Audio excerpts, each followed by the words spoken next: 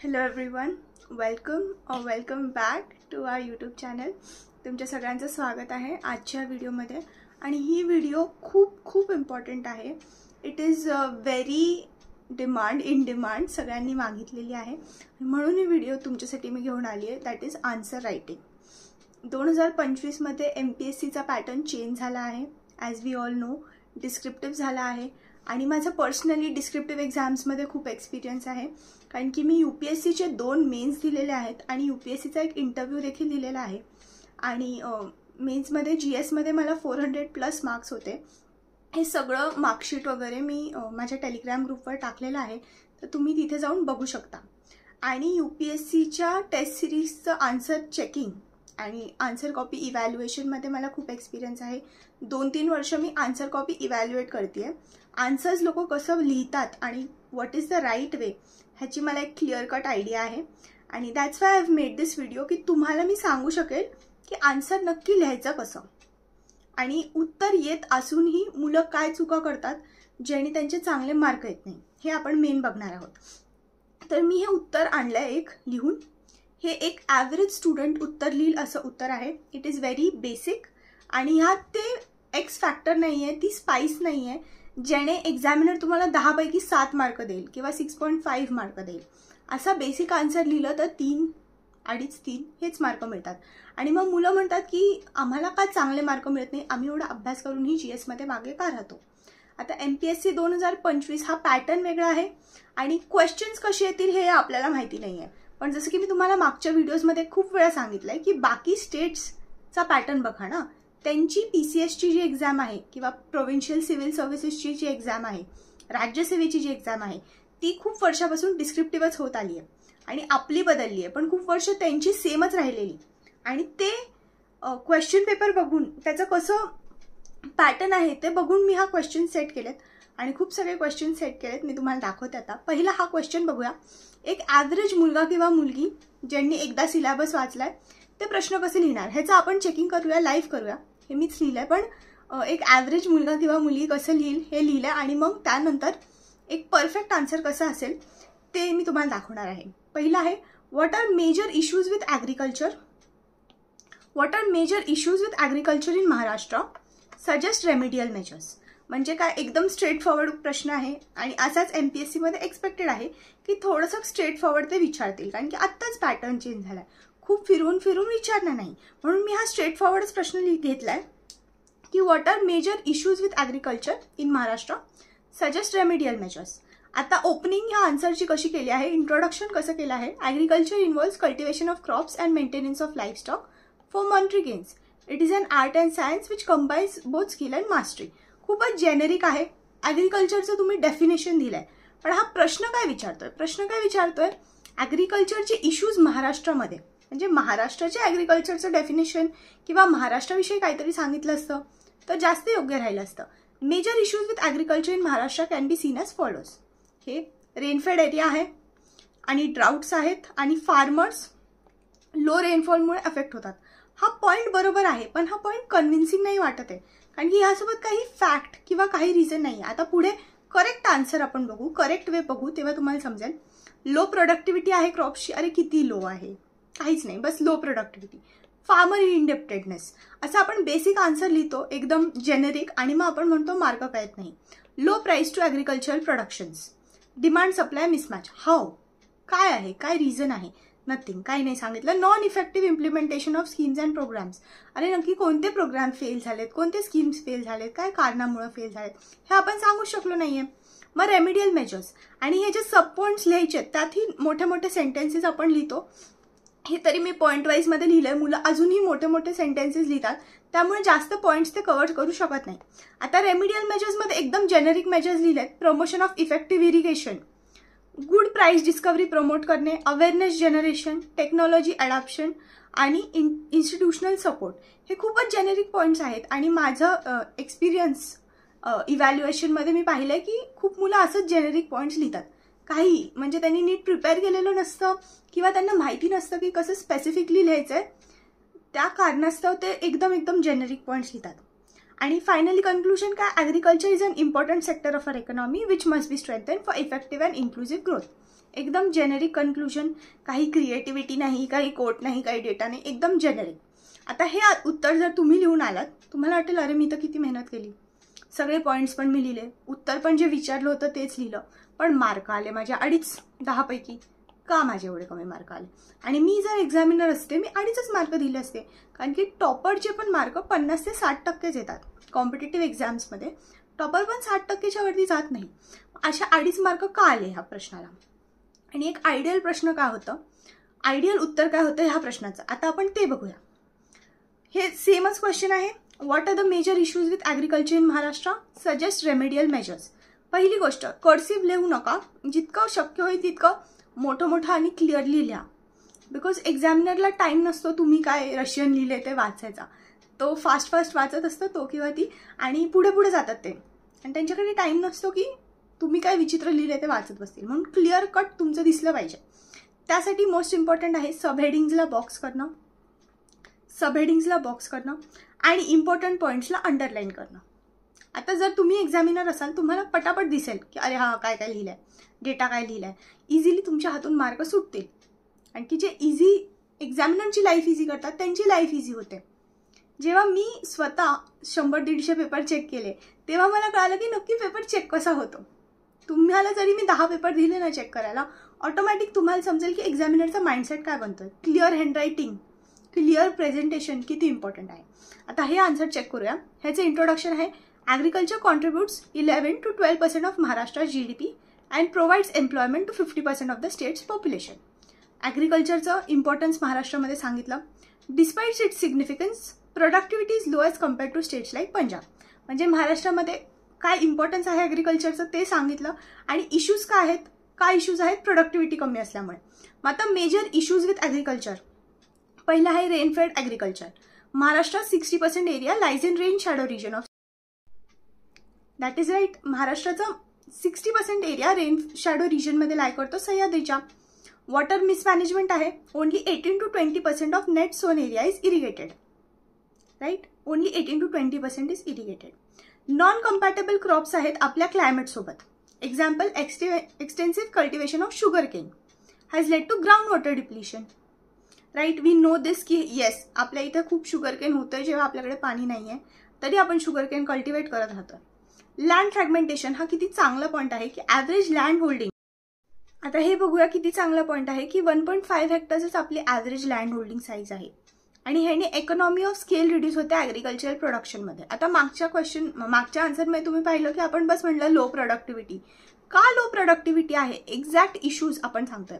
Market and pricing issues, low and fluctuating MSPs, weak post harvest infrastructure. हे वाचून आलेल्या लोकांनी व्यवस्थित लिहिल्यासारखं आन्सर दिसतंय, रादर दॅन की बस एक जेनेरिक जे नॉलेज आहे ते लिहिलंय. एकदम स्पेसिफिक आन्सर आपण लिहितोय. Lack of financial inclusion. 70% जे फार्मर्स आहेत इंडियामध्ये ते लोन इन्फॉर्मल सोर्सेसकडून घेतात. इन्फॉर्मल सोर्सेस म्हणजे सावकार असे लोक जे आहेत, बँक्स नाही, साधे लोक त्यांच्याकडून घेतात. हे नाबार्डच्या रिपोर्टमध्ये सांगितलं आहे, हे तुम्ही कोट केलं. आता बस तुम्ही सजेशन सांगायच्या आधी ऑलरेडी काय सजेशन्स घेतलेत हे सांगणं खूप जरुरी आहे. ऑलरेडी काय केलंय हे माहिती असणं तुम्हाला, आणि ते आधी तुम्ही सांगणं खूप जरुरी आहे. म्हणून इथे एक डायग्रामॅटिक फॉर्मॅटमध्ये आपण स्टेप्स टेकनचा डायग्राम काढलाय आणि डायग्रामॅटिकली फॉर्मॅटमध्ये सांगितलंय की गव्हर्नमेंटने ऑलरेडी काय काय केलंय. आणि मग पुढे आपण आपले रेमेडियल मेजर्स सांगितलेत की crops in line with agroclimatic zone आपण प्रमोट करायला पाहिजे. एक्झाम्पल, मिलेट्स, फ्रूट्स प्रमोट करायला पाहिजे महाराष्ट्रामध्ये. एक्सपोर्टचं प्रमोशन करायला पाहिजे. लेटेस्ट पुरंदर फिग्स ह्यांना जर्मनीला पाठवलेलं फ्लाईटने आणि खूप न्यूजमध्ये होतं, मग हे एक्झाम्पल म्हणून तुम्ही इथे लिहू शकता.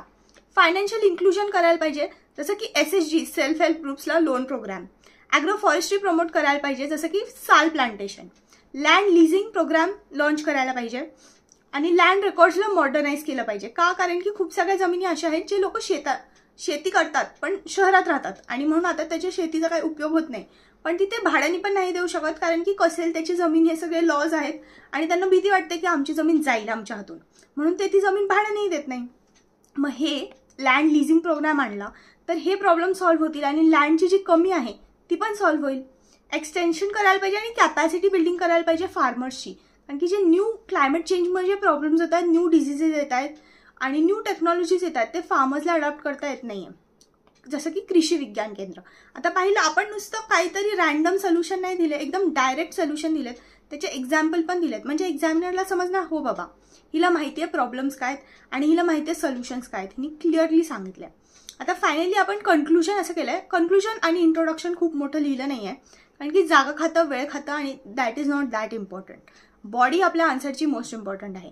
Agriculture is backbone of rural economy in Maharashtra. Growing it will truly lead to सशक्त महाराष्ट्र.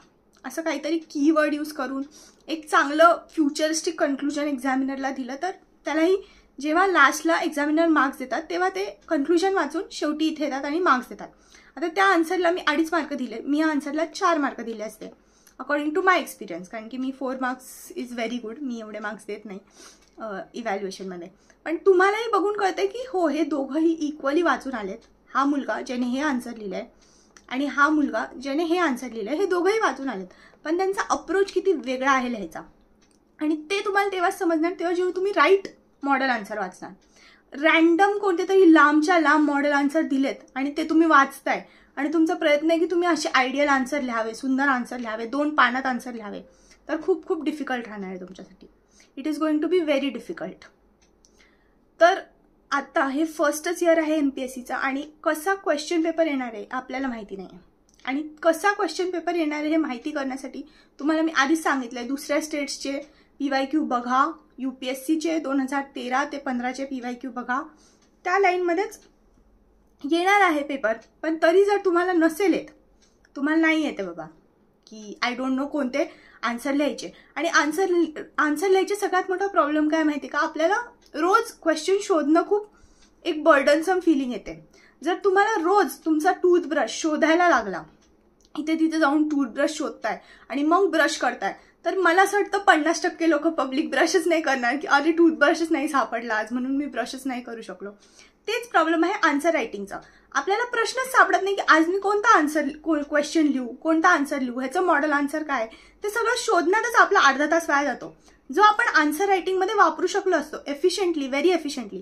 केव्हा वापरू शकलो असतो, जर आपल्याकडे एक रेडीमेड बुक असते ज्याच्यात क्वेश्चन्स दिलेले असते आणि मागे त्याच्या मॉडेल आन्सर पण दिलेले असते.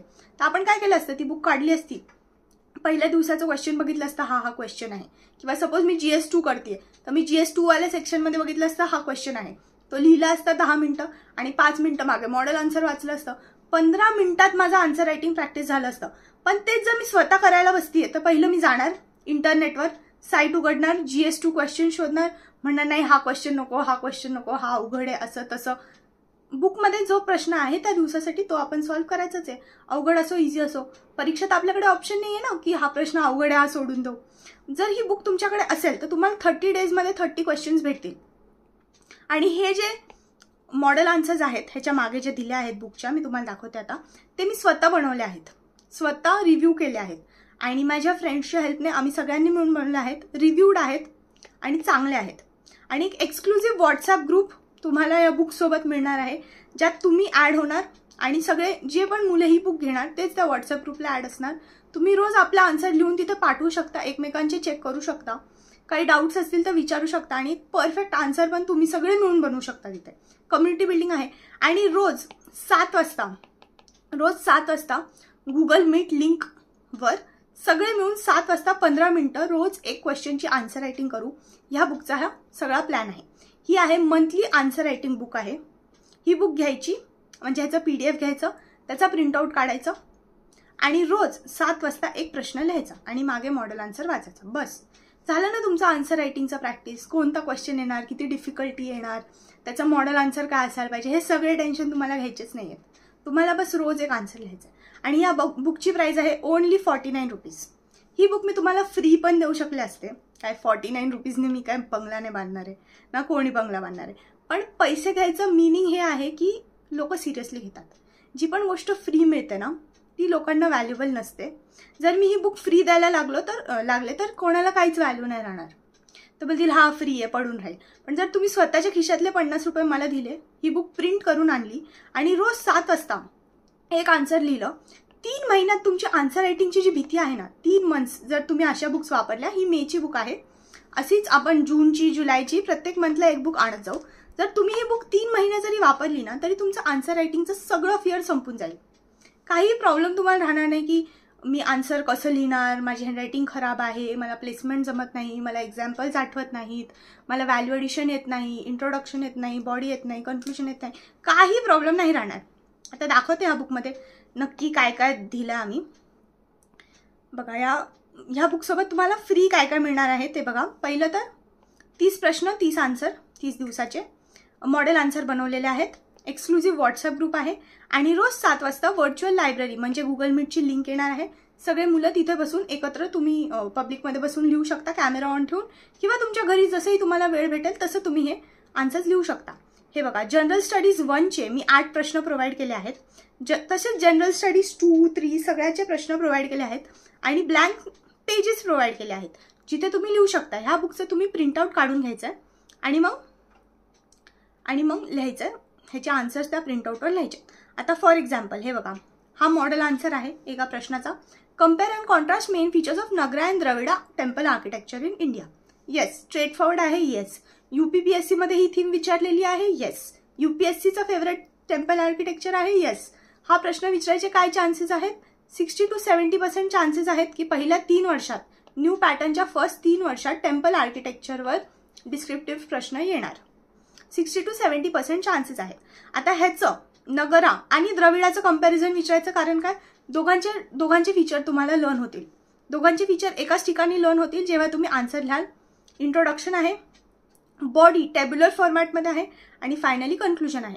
किती सुटसुटीत आन्सर आहे. हेच तुम्ही नितीन सिंघानिया किंवा कोणत्याही बुकमध्ये वाचायला लागला तर एकाचे फीचर एका साईडला, दुसऱ्याचे फीचर दुसऱ्या साईडला, मॅच काही नाही. हे सगळे मॉडेल आन्सर मी स्वतः प्रिपेअर केलेले आहेत आणि खूप जास्त मेहनत लागली आहे ही बुक प्रिपेअर करायला. आणि प्राइस खूप जास्त नॉमिनल ठेवली आहे. जे माझ्यासोबत काम करत होते त्यांनाही मी नाही काही देऊ शकणार एवढी कमी प्राइस ठेवली आहे. सो प्लीज एकदा ही बुक बाय करून बघा, तुम्हाला कशी वाटते. Please give me your feedback जे काय असतील ते. Only 49 rupees is nothing. I don't think की मला एवढं सेल पण करायची गरज आहे. तुम्ही घ्यालच. आणि आन्सर रायटिंगचे जे पण प्रॉब्लेम्स आहेत ते रोज 3 महिने जर तुम्ही ही बुक यूज केली, 3 मंथ्स म्हणजे जर तुम्ही 90 आन्सर्स लिहिले आणि मॉडेल आन्सरशी ते कम्पेअर करून लिहिले तर मला नाही वाटत तुम्हाला काहीच प्रॉब्लेम येईल कधीच आन्सर रायटिंगचा. भीती नाही वाटणार. फक्त मग तुम्हाला स्पीड आणि टाइम मॅनेजमेंट एक्झाम हॉलमध्ये कसं करायचं ते शिकावं लागेल. बाकी आन्सर रायटिंग कशी करायची हे ह्या बुकला वापरल्याने तुम्हाला पक्का क्लिअर होईल. आणि मार्केटमध्ये 500-600 रुपयाचे लोक mentorship programme, daily answer writing programme विकतात. माझी असं अजिबात करण्याची इच्छा नाही. ओनली 49 रुपीजला आहे. विकत घ्या, बघा कसं वाटतंय आणि then you can tell me. आता हे तुम्ही विकत कसं घेणार, how will you contact me. हा माझा नंबर आहे 7875799280 नंबर आहे. This is my phone number. ह्यावर तुम्ही व्हॉट्सॲपला मेसेज करू शकता. ह्यावर तुम्ही टेलिग्रामला मेसेज करू शकता. टेलिग्राम व्हॉट्सॲपला तुम्ही मेसेज करू शकता आणि ही बुक बाय करू शकता माझ्याकडून. जर कोणाला काही फायनान्शियल कन्स्ट्रेंट्स आहेत, 50 रुपीज पण अफोर्ड नाही होते, काही प्रॉब्लेम्स असतील तर मला तसं मेसेज करा की दीदी असं माझं फायनान्शियल कन्स्ट्रेंट आहे, प्लीज मला ही बुक द्या. मी तुम्हाला फ्रीमध्ये ह्याची PDF प्रोव्हाइड करेल. पायरेसी करायची काही गरज नाही कारण की मला एक लिस्ट बनवायची आहे सिरियस स्टुडंट्सची जे ही बुक यूज करतायत. आणि आय डोंट थिंक जर तुम्हाला खरंच फायनान्शियल इश्यू काही नसतील तर प्लीज तुम्ही पेमेंट करा आणि मगच ही बुक घ्या, ताकी ज्यांना खरंच जेन्युइन फायनान्शियल इश्यूज आहेत त्यांना आपण हेल्प करू. त्यांच्या हातून ही संधी सुटणार नाही, त्यांना हे बुक्स मिळतील. कारण की माझं पण एक लिमिट आहे की किती फायनान्शियल इश्यूज आल्या मुलांना मी हेल्प करू शकते. And 50 rupees is not a big deal. Please buy this book and tell me in comments की तुमचं काय फीडबॅक आहे जर तुम्ही ही बुक विकत घेतली, तुम्हाला कशी वाटेल. आणि इंग्लिश आणि मराठी दोन्हीमध्ये हे पुस्तक अवेलेबल आहे. इंग्लिशमध्ये अवेलेबल आहे आणि मराठीमध्ये अवेलेबल आहे. 2 वेगवेगळ्या PDFs आहेत त्याच्या. तर तुम्ही जेव्हा मला मेसेज कराल तेव्हा मला सांगा की काय तुमचं मीडियम आहे, त्या मीडियमची PDF तुम्हाला प्रोव्हाइड होईल. पैशाचा इश्यू असेल जर 50 रुपीज खूप यार काहीच नाही, ही price is very less. So I feel तुम्ही लोकांनी घ्यायला पाहिजे, एकदा ट्राय करायला पाहिजे. 1 महिना आन्सर रायटिंग करून ट्राय करायला पाहिजे आणि मग तुम्हाला जो कॉन्फिडन्स मिळेल तो कोणत्याच मेंटरशिप बॅचमधून, कोणत्याच आन्सर रायटिंग बॅचमधून नाही भेटणार. Because this is your on मेहनत अँड आय हॅव प्रिपेअर्ड दिस. ह्याला बस प्रिंटआउट काढायचं, रोज एक प्रश्न लिहायचा आहे. किती सोपं आहे, किती सुटसुटीत आहे.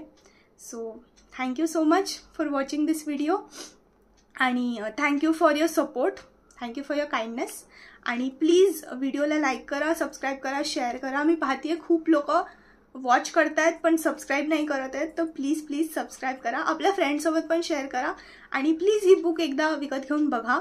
मी माझं 4 इयर्सचं टीचिंग एक्सपिरियन्स आणि 5 इयर्सचं लर्निंग एक्सपिरियन्स, 8 इयर्सचं लर्निंग एक्सपिरियन्स ह्यात टाकलं आहे आणि मॉडेल आन्सर्स बनवलेत.